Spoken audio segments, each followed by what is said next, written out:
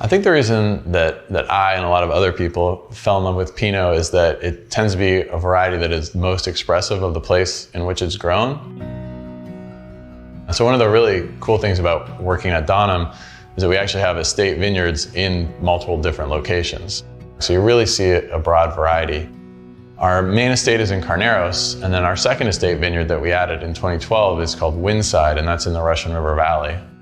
So it's really interesting to me to be able to explore the difference between these two areas, both within Sonoma County, but with quite different climates and terroirs. Comparing the terroir of Russian River and Carneros, I think it's really interesting to sort of break down the elements of terroir, which are soil, climate, local weather patterns. And so I think all of those have an effect. So from the soil aspect, in Carneros we have much more clay in the soil, so that will hold on to more water. But it's also more of a shallow soil, so you don't get as deep of a root system. Whereas in Russian River, a lighter soil with more sand content, so the vines can go through it more easily. So I think that kind of shows in the wine.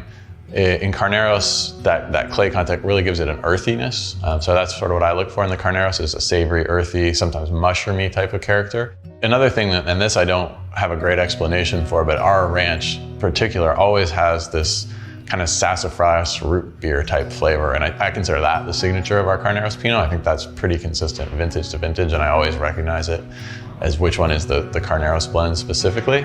Versus Russian River with that sandier soil tends to be a more pure fruit-based and kind of like really heavy on the berry, cherry kind of flavors.